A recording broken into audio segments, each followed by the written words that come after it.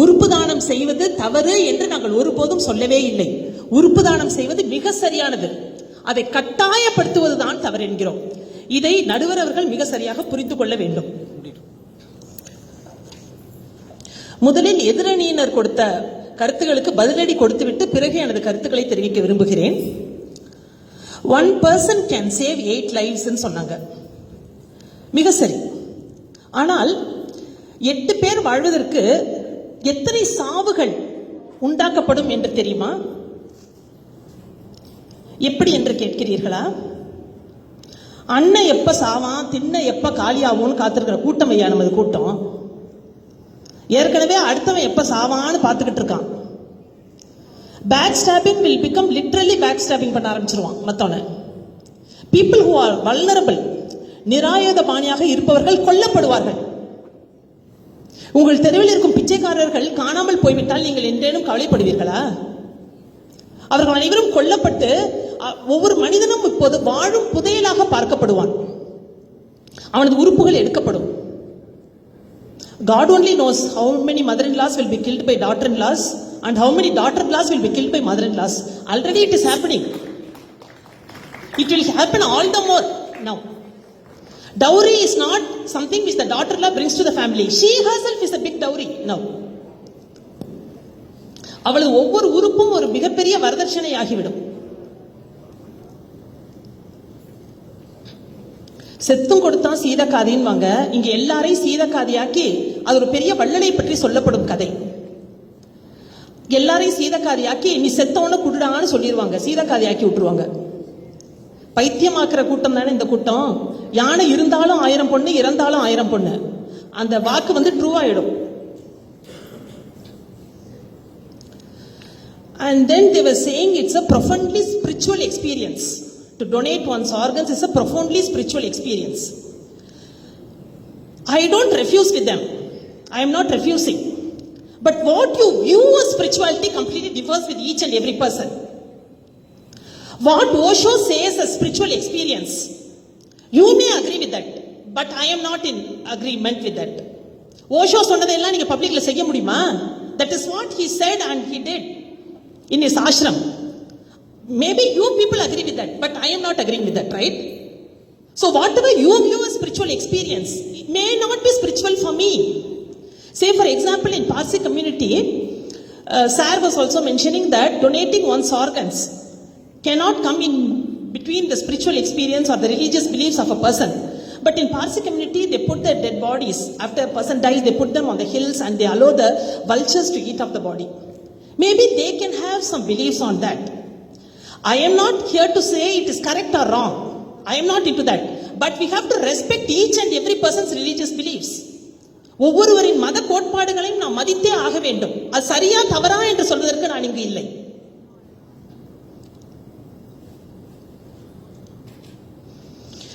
Instead of going in for organ transplant and all those things, concentrating on all those things, why don't you people think on preventive health care? End stage organ failure வரைக்கும் போறதுக்கு அவனையே விடுறீங்க. Why don't you think on preventive health care? Changing the life, doing lifestyle modifications. And there is always this 3D printing. Technology has improved so much. You are spending so much on your laptops, on your cell phones.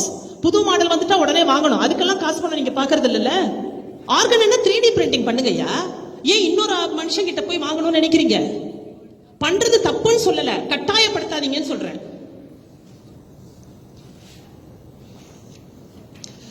உறுப்பு தானம் செய்வது அவரவர் விருப்பம். It's each persons will and wish. யாரையும் எதற்கும் கட்டாயப்படுத்த முடியாது. உங்களை காலையில 5 மணிக்கு டெய்லி எந்திரிக்க சொன்னா எந்திரிச்சிடுறீங்களா? திட்டல உங்க அம்மா அப்பாவை நீங்க?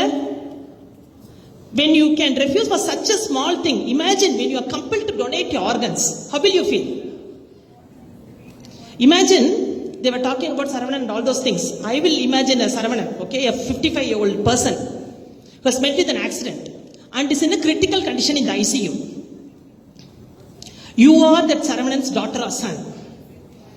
You are in the hospital waiting very anxiously, and now there are 8 other families waiting to get his organ donated. How will you feel? You and your family are standing there டென்ஷனோட நின்றுட்டு இருக்கீங்க. 8 குடும்பங்கள், அதான் ஒரு person வந்து 8 life save பண்ண முடியும்னு சொன்னாங்க இல்லையா? 8 குடும்பம் நின்றுகிட்டு எப்படா இவன் சாவான், எப்படா காக்கா மாதிரி கொத்திட்டு போன்னு காத்துக்கிட்டு இருந்தா உங்களுக்கு எப்படி இருக்கும்? சாக போறது உங்க அப்பாவோ அம்மாவோ. Just imagine, just put yourself in that condition and see. Just like each person has got freedom of speech, freedom to choose whatever he wants to do, there should be freedom to choose whether he can donate his organ or not. No one can interfere in that freedom. இது தனி மனித உரிமை, அடிப்படை மனித உரிமையிலே கை வைக்கிற கதையா இடம் இது. எங்களெல்லாம் சுதந்திர நாட்டின் அடிமைகள் ஆக்காதீங்கப்பா. சிறுநீரக தானத்திற்கு ஏற்கனவே நடந்து கொண்டிருக்கும் கருப்பு வியாபாரம், பிளாக் மார்க்கெட் நம்ம அனைவருக்கும் தெரிந்ததே. ஒரு மனிதன் உயிரோட இருக்கும் போதே அவனை ஏமாத்தி, ஒரு விவேக் ஜோக்கு கூட வரும், அவனை என்னமோ சொல்லி ஏமாத்தி கூட்டு போய் ஆபரேஷன் பண்ணி கொண்டாந்து விட்டுருவாங்க பேங்க்ல ஏத்திக்கிட்டு போய். இது நல்லா கான்சியஸா இருக்கக்கூடிய ஒரு யங் பர்சன்கே நடக்குதுன்னா, ஒருத்தன் இறப்பான் அப்படின்னா அவனுக்கு எவ்வளவு பிளாக் மார்க்கெட் உருவாகும்? அல்லது வாழும் பல பேர் இறக்க வைக்கப்படுவார்கள், சாவுகள் உண்டாக்கப்படும். You are creating deaths. The opposite party was telling that 2.2 lakh people are waiting for organ donation and every 10th minute a new person is getting added to the list. Okay, I accept everything. அதுக்கு என்ன பதில்? Mandatory பண்றதுதான் பதிலா? உறுப்பு தானத்தை கட்டாயப்படுத்துறது பதில் கிடையாது. அதை பத்தி விழிப்புணர்வை ஏற்படுத்துவதே அதற்கு பதில். உறுப்பு தானம் செய்ய கட்டாயப்படுத்துவது அதற்கு பதில் அல்ல.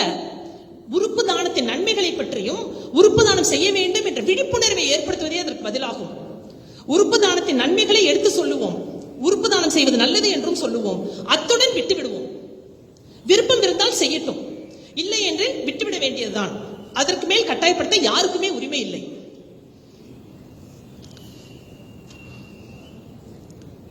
நான் எழுதிய ஒரு சிறு கவிதையோடு என் உரையை முடித்துக் கொள்கிறேன்.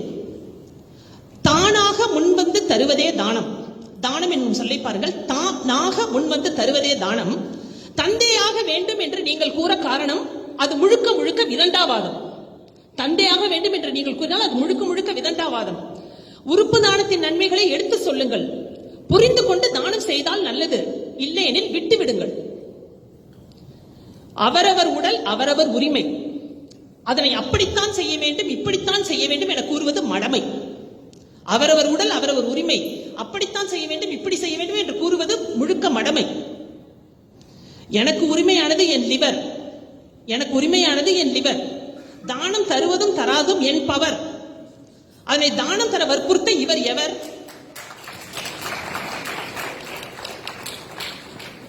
எனக்கு உரிமையானது என் லிவர், அதை தருவதும் தராததும் என் பவர். அதை வற்புறுத்த இவர் எவர்? எனக்கு இருப்பது ஒரே ஒரு இதயம் ஐயா, அதையும் ஏற்கனவே என் கணவருக்கு கொடுத்து விட்டேன் தானம். வேண்டுமானால் அவரிடமிருந்து பெற்றுக் கொள்ளுங்கள், நான் மறைந்த பின் அத்தினம். வேண்டுமானால் அவரிடமிருந்து பெற்றுக் கொள்ளுங்கள், நான் மறைந்த பின் அத்தினம். ஒரு காரியம் செய்ய வற்புறுத்தினீர்களே ஆனால் செய்ய வேண்டும் என்றுதான் வருமே பிடிவாதம். படின்னு சொன்னா நீங்க படிக்கிறீங்களா? செல்போனை தான் இன்னும் மும்முரமா பாக்குறீங்க இல்லையா? ஒரு காரியம் செய்ய வற்புறுத்தினால் செய்ய வேண்டும் என்றுதான் வருமே பிடிவாதம். திரும்ப திரும்ப சொல்கிறேன், மறுபடியும் சொல்கிறேன், தயவு செய்து புரிந்து கொள்ளுங்கள். உறுப்பு தானம் செய்வது தவறென்று ஒருபோதும் நான் சொல்லவில்லை. உறுப்பு தானம் செய்வது தவறென்று ஒருபோதும் நான் சொல்லவில்லை. உறுப்பு தானம் செய்வது தவறில்லை. உறுப்பு தானம் செய்ய சொல்வதும் தவறில்லை. உறுப்பு தானம் செய்ய வற்புறுத்துவதுதான் தவறென்கிறேன். உறுப்பு தானம் செய்ய வற்புறுத்துவதுதான் தவறென்கிறேன். உறுப்பு தானத்தின் நன்மைகளை விளக்கும் விழிப்புணர்வை ஏற்படுத்துவதுதான் இதற்கு ஒரே வழி. உறுப்பு தானத்தின் நன்மைகளை விளக்கும் விழிப்புணர்வை ஏற்படுத்துவதுதான், அவேர்னஸ், அது ஒண்ணுதான் இதற்கு ஒரே வழி. உறுப்பு தானம் செய்ய கட்டாயப்படுத்தினால் உண்டாகுமே தீராத பழி. உறுப்பு தானம் செய்ய கட்டாயப்படுத்தினால் உண்டாகுமே தீராத பழி. நன்றி, வணக்கம். Thank you professor. அழகாக சொன்னீங்க. உங்களை மாதிரி எங்களால் தமிழ் பேச முடியாது. ஆனால் let us see what the other team has after the rebuttal. Thank you so much, Professor Rupa.